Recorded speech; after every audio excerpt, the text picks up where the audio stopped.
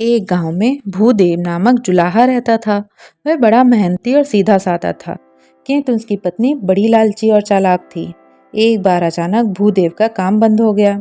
शहर में अंग्रेजी हिसाब की मशीनें लग गईं, जिन पर कम समय से अधिक माल बनता और सस्ता भी होता।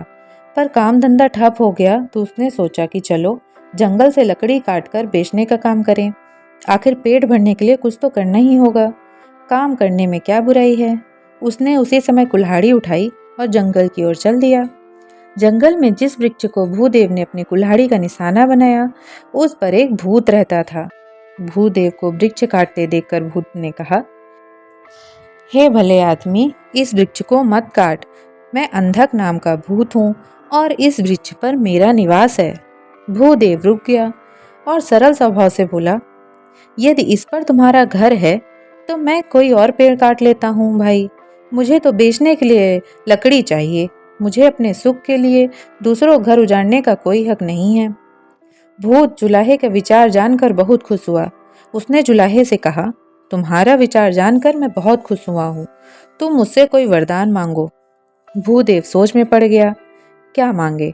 जब उसकी समझ में कुछ नहीं आया तो बोला, भूत भाई, अगर तुम इजाजत दो तो मैं अपनी पत्नी से पूछाऊं।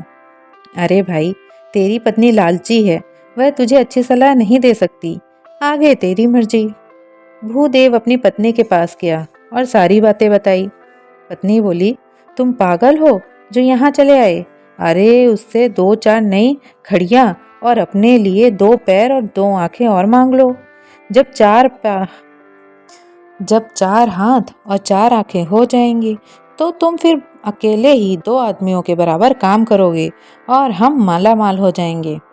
भूदेव को पत्नी की बात जच गई। उसने जंगल में जाकर अंधक भूत से वही सब मांग लिया। जब वह एक अजीबोगरीब रूप में गांव में घुसने लगा तो लोग उसे देखते ही डर गए। बच्चे और औरतें भैंसे चीखने लगी। लोगों ने उसे घेर लिया और पत्थर और लाठियां मार मार कर उसे जान से मार दिया। इसलिए कहते हैं, लालची और बुद्धिहीन से कभी सलाह नहीं लेनी चाहिए।